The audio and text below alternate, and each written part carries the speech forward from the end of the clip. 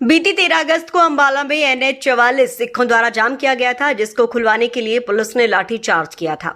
इस दौरान 9 पुलिसकर्मी घायल भी हुए थे। इस घटनाक्रम के बाद जगदीश सिंह झींडा ने कहा था कि वे जाम खोलने वाले थे, लेकिन पुलिस ने लाठीचार्ज कर दिया और वहीं 25 अगस्त को दोबारा अंबाला के मंजी साहिब गुरुद्वारे में इकट्ठा हो अगला फैसला लेने की बात कही है, जिस पर SP अंबाला अजीत सिंह शेखावत ने कहा इनकी जाम खोलने की कोई मंशा नहीं थी, जबकि ये पक्का मोर्चा लगाने की बात कह रहे थे और इन्होंने कोई घोषणा नहीं की थी। वहीं 25 अगस्त को दोबारा इकट्ठा होने की कॉल पर SP अंबाला ने कहा वे बातचीत करने को तैयार हैं।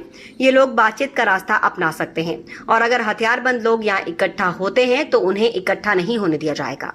बल का प्रयोग किया, क्या कहना चाहिए? देखिए, जो ये घटना है 13 अगस्त की है, वो आप सब लोगों के सामने है। ये मामला शुरुआत हुआ था कि 13 तारीख को पंजोकरा साहिब में इन्होंने 1500-1600 लोग इकट्ठे हुए और उन्होंने कुछ मांगे रखी। सुबह से ही पुलिस प्रशासन इनके साथ बातचीत में था। हमारे 4 DSP वहाँ पे पंजोकरा थाने में बैठे हुए थे और सुबह इनसे जाके बातचीत भी करके आए और इन्होंने एक आश्वासन दिया था कि जो संगत इकट्ठी होने के पश्चात हम आप लोगों से बातचीत करेंगे और हम शुरुआत से ही इनसे बातचीत करने को तैयार थे और इनकी मांगों के ऊपर में अच्छे से विचार करने के लिए तैयार थे। परंतु उन्होंने अपनी बात पे नहीं रहते हुए इन्होंने कहा था कि 5 मेंबर की कमेटी पंजोकरा थाने में आपके DSP से मिलेगी और उसके बाद में हम आगे का निर्णय लेंगे। उन्होंने हमारी टीम से किसी से बातचीत नहीं की और सीधा उन्होंने एक कॉल दे दिया कि हम NH-44 को जग्गी सिटी सेंटर के सामने जाम करेंगे। हमने पंजोकरा साहब में इनको रोकने की कोशिश की, 3 जगह हमने नाके लगा के इनको रोकने की कोशिश की, परंतु ये बहुत ज़्यादा अड़ियल रहे। उन्होंने अपनी गाड़ियों से हमारे बैरिकेड तोड़े, DSP लगे हुए थे उनके सामने गाड़ी चढ़ाने की कोशिश की। तो यदि ये कहते हैं कि धोखे से लाठीचार्ज हुआ, पहला धोखा तो इन्होंने किया। जब इनको बातचीत के लिए जब बुलाया जा रहा था, हमारे लोगों को एक भी बार बुलाए बिना इन्होंने डायरेक्टली NH-44 को जाम करने का निर्णय ले लिया। उसके बाद में जब यहाँ पे NH-44 जाम हो गया, तब 3-4 बार इनको वार्निंग दी गई कि इसको ना करें। इनके प्रदर्शनकारी है, उनके वीडियो सामने आ रहे हैं कि जो हाईवे की ग्रिल तोड़ रहे हैं, सामने वहाँ पे पेट्रोल पंप है, पीछे गैस का टैंकर खड़ा हुआ है, उन लोगों के साथ मारपीट कर रहे हैं, कॉल ये ऐसी दे रहे हैं। उन्होंने कहा कि FIR दर्ज कर दो और FIR दर्ज करने के बाद में हम जाम को क्लियर करवा देंगे।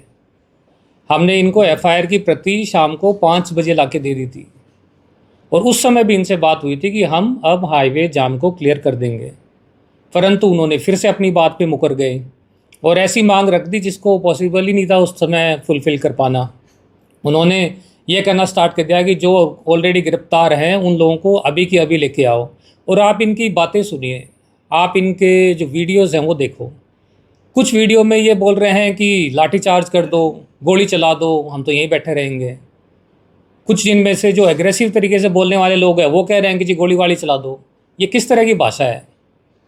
और इस तरह के जो उपद्रवी लोग हैं वो तो करे समझ में आती है। इनके जो प्रधान थे उनकी आप लैंग्वेज देख लो, उस लैंग्वेज में भी ये बार बार ये बोल रहे हैं कि जी गोली चला दो, लाठीचार्ज कर दो। तो इस तरह की भाषा, ये तो कोई प्रधान की भाषा नहीं थी। इसका मतलब वो मामले को उलझाना चाहते थे, वो सुलझाना ही नहीं चाहते थे। फिर बाद में वो कह रहे हैं कि हम तो उठने को लिए तैयार थे और तभी पुलिस ने लाठीचार्ज कर दिया। आप किसी भी एक बार बताइए कि उन्होंने कब अनाउंसमेंट किया कि हम उठने को तैयार हैं? क्या उन्होंने लाउड स्पीकर पर अनाउंसमेंट किया कि उठने को तैयार हैं? क्या उन्होंने जाम को खुलवाने के लिए कुछ भी प्रयत्न किए? क्या उन्होंने गैस टैंकर को हटाने के लिए प्रयत्न किए? और उनके लोग सारे लाउड स्पीकर में ये बोले जा रहे थे कि ज़्यादा से ज़्यादा लोग यहाँ पहुँचो, ट्रॉलियों में लोग भर के आओ, हर गाँव से 2-2 ट्रॉली लेके आओ, यहाँ पर पक्का मोर्चा लगाएंगे। तो उनकी भाषाओं से तो हमें कहीं नहीं लगा कि वो मोर्चा उठाना चाह रहे थे।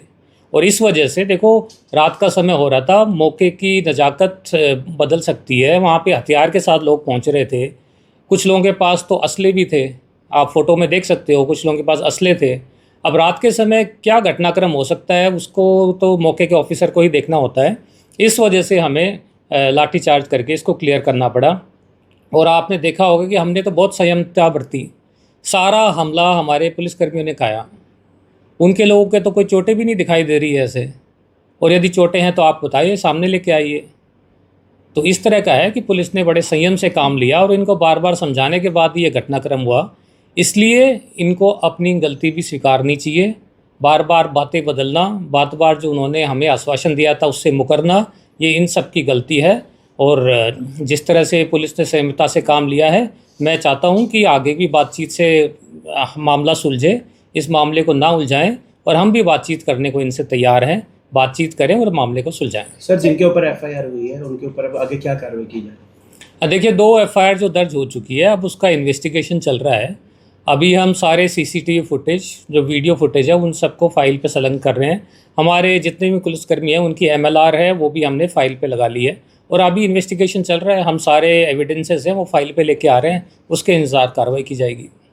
सर, पब्लिक आजकल देखिए, ऐसा है कि इसमें कुछ लोग ऐसे होते हैं कि जो बार बार मामले को भड़काने वाले भाषण देते हैं। सबसे पहले माइक को पकड़ लेते हैं और माइक से पकड़ के कोई समझौता नहीं होने देते। वहाँ पे सारी बड़ी बड़ी बातें करते हैं कि जी गोलियाँ मार दो, हम तो यहाँ ही मर जाएंगे, छोड़ के नहीं जाएंगे, रात भर बैठेंगे। और जैसे ही एक्शन स्टार्ट हुआ, पता नहीं एक्शन स्टार्ट हुआ या उससे पहले ही, जैसे ही उनको आशंका हुई, जो ये सबसे आगे बढ़ बढ़ के जो बोल रहे थे, उनमें से एक आदमी भी नहीं दिखाई दिया। सबसे पहले तो ये लोग भाग गए। इसका मतलब या तो इनको अंदेशा था या तो इनकी कुछ शरारत थी। तो कैसे ये लोग हैं वो सबसे पहले वहाँ से धरना स्थल से उठ के भागे, जो कि सबसे आगे रहते थे। तो ये कुछ जो है, इनका काम केवल भड़काने का है, बाकी लोगों को आगे कर देते हैं, और जैसे ही मामले का स्थिति आउट ऑफ कंट्रोल होती है, पीछे भाग जाते हैं। तो इन लोगों के खिलाफ तो हमारी कार्रवाई बिल्कुल जारी रहेगी। देखिए, अभी इन्वेस्टिगेशन चल रहा है, इन्वेस्टिगेशन अभी स्टार्ट हुआ है। सारे जो सीसीटीवी फुटेज और एविडेंस है उसके अनुसार ही कार्रवाई होगी। सर, 25 तारीख को भी उन्होंने कहा है कि मंजी साहब गुरुद्वारे में मीटिंग करेंगे, और पहले ही चेतावनी दी है कि अगर बाहर से आने वाले संगत को रोका गया तो क्या रणनीति बनाई गई है सर अम्बाला पुलिस? नहीं, देखिए, हम तो अभी से ही इनसे बातचीत करने को तैयार हैं और हर स्तर पे बातचीत कर रहे हैं। हम चाहते हैं कि बातचीत से ही इस मामले को सुलझाया जाए, और हम इनसे बातचीत करेंगे। हम चाहते हैं कि जो भी बात हो वो शांतिपूर्वक हो। पहले जो भी लोग इसमें इसको लीड कर रहे हैं, वो पहले ये सुनिश्चित कर लें कि जो लोग वहाँ आने वाले हैं वो क्या आपकी बात को मानने के लिए तैयार हैं या नहीं। बाद में ये बहाना ना करें कि जो लोग हैं उन्होंने हमारी सुनी नहीं या फिर हमारे आउट ऑफ कंट्रोल चले गए। दूसरा है, कोई धरना स्थल पे इस तरह के हथियार लेके आने की भी बिल्कुल इनकी तरफ से मनाही होनी चाहिए। ये कमेटी है, ये पहले से ही स्ट्रॉन्ग एक्शन ले कि हम किसी भी हथियारबंद को यहाँ अलाउ नहीं करेंगे। हथियार का बारे में ये बार बार बोल रहे हैं कि जी धार्मिक मामला है, हम लेके आते हैं, लेकिन मान लो धार्मिक मामला है तो चलाने की ज़रूरत थी वहाँ पे क्या चलाने की ज़रूरत थी? पंजोखरा साहब गुरुद्वारे के सामने जो घटनाक्रम हुआ उसमें भी पुलिसकर्मियों को चोटें मारने की क्या ज़रूरत थी? वो तो किसी एक आदमी को बचा रहे थे। मान लीजिए उसने गाड़ी से टक्कर मार दी, तो क्या आपका मामला ये नहीं बनता था कि उसको पकड़ के पुलिस को हवाले करें? क्या ज़रूरत है कि 15-20 लोग भाले से मार रहे हैं, फरसे से मार रहे हैं, क्या ज़रूरत है उसको मारने की? आप पुलिस को हैंड ओवर कर दो, वो पुलिस कार्रवाई करती। वहाँ पे पुलिसकर्मी भी थे, उनको साथ मारपीट करने की क्या ज़रूरत थी? तो ये है कि कुछ लोग हैं वो मामले को भड़काना चाहते हैं, वो चाहते ही नहीं है कि इसका समाधान हो। सर, घायल पुलिसकर्मी जो घायल हुए थे, विशेष तौर पे डीएसपी जिनका अंगूठा ही अलग हो गया, उनकी अब क्या स्थिति है? नहीं, डीएसपी साहब की अभी स्थिति स्थिर है, वो अभी भी ऑपरेशन वार्ड में ही है और वहाँ पे उनका सर्जरी हो चुकी है, और डॉक्टर ने बताया है कि 50 to 60% चांसेस हैं कि अंगूठा की मूवमेंट होगी, परंतु काफ़ी ज़्यादा चांसेस है कि अंगूठे की मूवमेंट ना हो। तो अभी लेकिन एक बार ऑपरेशन सक्सेसफुल हो चुका है, आगे 2 या 3 ऑब्जर्वेशन के बाद में पता चलेगा और फिजियो के बाद में पता चलेगा कि अंगूठा काम करना स्टार्ट करेगा या नहीं। नहीं, देखो, कोई भी आदमी नेशनल हाईवे जाम करना चाहता है तो पुलिस की जिम्मेदारी बनती है कि नेशनल हाईवे को जाम ना होना दे, लॉ एंड ऑर्डर सिचुएशन को ख़राब ना होने दे। तो हमने वहाँ पे नाके लगाए हुए थे नारायणगढ़ रोड पे, और ट्रैफिक को डाइवर्ट भी किया हुआ था। और हमारी जिम्मेदारी बनती है कि कोई भी ऐसे तो कोई भी वर्ग आके कहीं पे भी किसी हाईवे पे बैठ जाएगा, तो हमारी जिम्मेदारी थी रोकने की। उनकी तरफ से हुआ ना हो, हमने तो रोकने के लिए ही उनको, जो भी हमारा फोर्स है वो माइल्ड फोर्स यूज़ किया, लेकिन उन्होंने तो गाड़ियाँ मार मार के वो तोड़े हैं हमारे बैरिकेड, अपनी गाड़ियों से टक्करें मारी है। डीएसपी साहब गाड़ी के सामने खड़े हैं, उनसे बार बार बात कर रहे हैं कि आप यहीं बात कर लेंगे, वहाँ जाने की क्या ज़रूरत है? हम तो पंजोखरा साहिब गुरुद्वारे में भी आके बात करने को तैयार थे, पंजोखरा थाने में बात करने को तैयार थे, नारायणगढ़ रोड पे भी बात करने को तैयार थे। लेकिन NH-44 जाने की क्या आवश्यकता थी? तो इसका मतलब वो चाहते हैं कि मुद्दा बढ़े, और इनके बयान भी ऐसे ही थे। मैंने पहले ही बताया, बयान भी भड़काऊ बयान थे। पुलिसकर्मियों के साथ उलझना, वहाँ पे उनको गलत बातें बोलना, उनको उकसाना, तो इस तरह का है कि इनका व्यवहार बहुत अच्छा नहीं था। परंतु फिर भी है, हम इनसे बातचीत करेंगे और चाहते हैं कि मामला सुलझे। कहीं पे भी ये बातचीत करना कि हमसे ऑफ़र करेंगे, हम बातचीत करेंगे। और उस दिन भी पजोकरा साहब में आके भी हम लोग यही आश्वासन और हमारी जितनी भी इनकी डिमांड्स थी हम मानने को तैयार थे। बस इनका ये मुकदमा 307 में दर्ज करवाना चाहते थे, ताकि जो मंड के खिलाफ FIR 307 में हुई है, इसके खिलाफ भी 307 में हो जाए। जबकि गाड़ी तो मंड चला भी नहीं रहा था, गाड़ी तो उसका बेटा चला रहा था। परंतु ये इनकी डिमांड थी कि बाप और बेटे दोनों के खिलाफ FIR हो बाय नेम। तो आप बताइए, गाड़ी जो चला रहा है उसी के खिलाफ मुकदमा बनता है, लेकिन इन्होंने दोनों के खिलाफ करा।